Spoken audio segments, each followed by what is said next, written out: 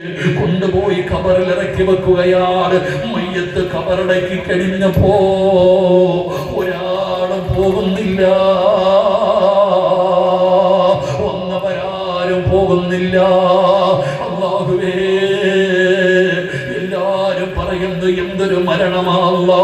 അസ്റായിലിനോട് സലാം പറഞ്ഞല്ലോ, ഖുർആൻ ഓതിയല്ലോ, എന്തൊരു സുഗന്ധമായിരുന്നു.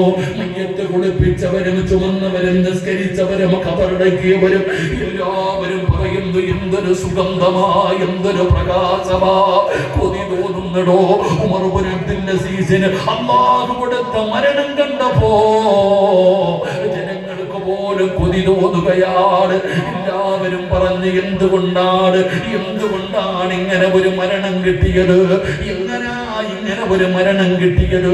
മയ്യത്തടക്കിയിട്ട് എല്ലാവരും പോവുകയാണ്.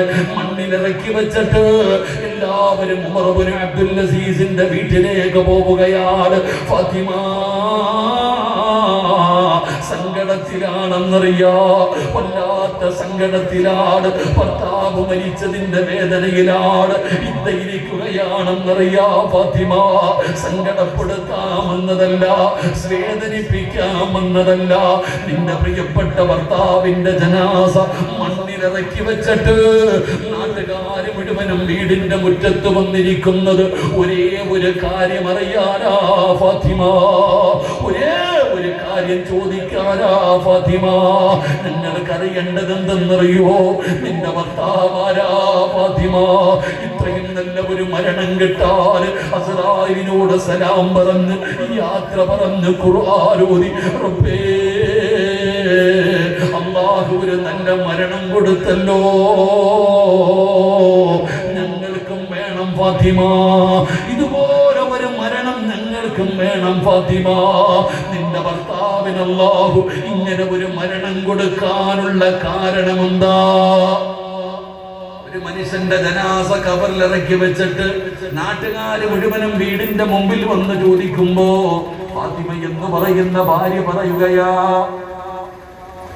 ആ കാലം ഉമർ ഇബ്നു അബ്ദുൽ അസീസ് അഖ്സരിൽ ലിന്നാസി സ്വലാത്തൻ വലാ സിയാമാ, ജനങ്ങളിൽ ഏറ്റവും കൂടുതൽ നിസ്കരിക്കുന്ന മനുഷ്യരായിരുന്നു, ജനങ്ങളിൽ ഏറ്റവും കൂടുതൽ നോമ്പ് പിടിക്കുന്ന മനുഷ്യരായിരുന്നു, ഏറ്റവും കൂടുതൽ സദഖ കൊടുക്കുന്ന മനുഷ്യനായിരുന്നു എന്നൊന്നും ഞാൻ പറയൂല, എന്നൊന്നും ഞാൻ പറയൂല. എന്റെ ഭർത്താവിന് അല്ലാഹു ഇതുപോലെ ഒരു മരണം കൊടുക്കാൻ ഒരേ ഒരു കാരണമേ ഉള്ളൂ, ഒരേ ഒരു കാരണമേ ഉള്ളൂ. ലാകിൻ വല്ലാഹി മാ റഅയ്തു അഹദൻ അഖ്വഫ ലില്ലാഹ്. ഉമർ ഇബ്നു അബ്ദുൽ അസീസിന്റെ ഭാര്യ പറയുകയാണ്, മകാബടെന്ന് പറയുകയാ, ലാകിൻ വല്ലാഹി അല്ലാഹുവിനെ കൊണ്ട് തന്നെയാണ് സത്യം, ഈ ലോകത്തിന്റെ അധിപനായ പടച്ച റബ്ബിനെ കൊണ്ട് തന്നെയാണ് സത്യം. മാ റഅയ്തു അഹദൻ അഖ്വഫ ലില്ലാഹ്. എന്റെ ഭർത്താവിനെ പോലെ അല്ലാഹുവിനെ ഭയന്ന് ജീവിച്ച വേറെ ഒരു മനുഷ്യന് എന്റെ ജീവിതത്തിൽ ഞാൻ കണ്ടിട്ടില്ല. അത്രത്തോളം അല്ലാഹുവിനെ പേടിയാ, അത്രത്തോളം അല്ലാഹുവിനെ പേടിയാ. എന്റെ ഭർത്താവ് അല്ലാ എന്ന് പറഞ്ഞാ കരയുമായിരുന്നു. ഒരിക്കൽ ബെഡ്റൂമിന്റെ അകത്ത് റുബമായദുഖുറുല്ലാഹ ഫിൽ ലൈൽ യദുഖുറുല്ലാഹ് സുമ്മ യബ്കി ഹത്താ യുസ്ബിഹ. രണ്ടുപേരും കൂടെ കിടപ്പറയിൽ പരസ്പരം സംസാരിച്ചു കൊണ്ടിരുന്നപ്പോ ഫാത്തിമ പറഞ്ഞു അല്ലാ എന്ന്.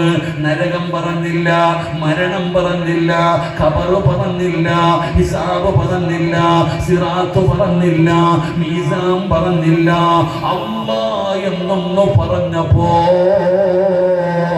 തന്റെ ഭർത്താവിന്റെ കണ്ണ് നിറയുകയാണ്, സുബഹി വരെ ഇരുന്ന് കരയുകയാണ്. അല്ലാഹുവേ, ഇന്നമൽ മുഅ്മിനൂന അല്ലദീന ഇദാ ദുകിറല്ലാഹ് വജിലത് ഖുലൂബുഹും വഇദാ തുലിയത് അലൈഹിം ആയാതുഹു